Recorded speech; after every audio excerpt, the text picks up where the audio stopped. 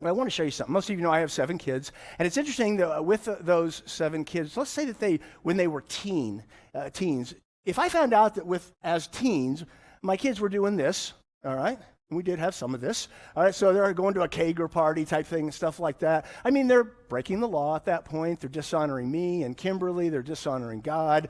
They're messing up their future, their life. All kinds of stuff's going on with that. But what if they came to me and said, hey, Dad, can you get us another keg? Or, hey, Dad, could we have the next party at your house? No.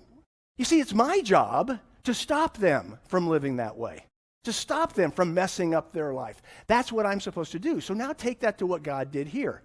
Guys, what you have to understand is that God very clearly here was not about to help Samson violate God at every turn, because it was going to destroy everything, his nation, including him. And so because of that, his response was not to help him, but to fight against him. He cared more about his character, his eternity, if you will, than he did about his comfort. Kind of interesting, because in Hebrews chapter 12, verses 7 through 11, God says this. He says that because I love you so much, I discipline you. All right? Because I try and do that. He wants to make sure this is key. So guys, here's the deal. In our relationship with God, the last thing we want is what Samson had here, where all of a sudden God left him. The last thing we want is for God to say this. I'm out. Now, here's why this becomes important.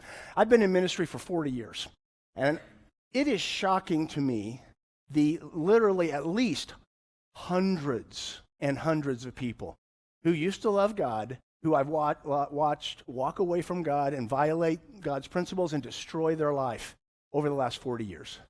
Literally, I dealt with thousands of people, but still, hundreds and hundreds of people because of this very thing.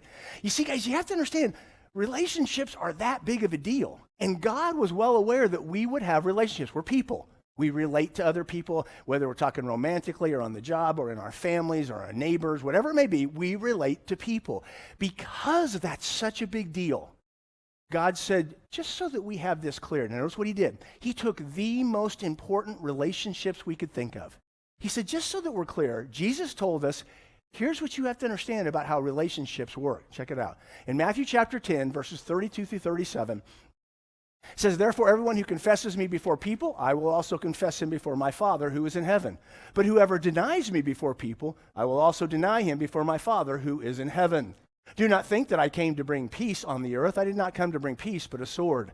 For I came to set a man against his father, and a daughter against her mother, and a daughter-in-law against her mother-in-law, and a man's enemies will be the members of his own household. He who loves father or mother more than me is not worthy of me, and he who loves son or daughter more than me is not worthy of me. So Jesus wanted to make it clear, this whole relationship thing and how it works. He says, please get it, you can never put anything, and in relationships, any relationship, even the very closest you can imagine, before God, because then everything falls apart. So he says this is the priority, even to say I didn't come to bring peace, but a sword, that there will be that conflict when we don't stick with God's truth. So guys, we want to make sure that we understand that when we end up putting God on the line, it puts us on the line. We don't want to fail at that. All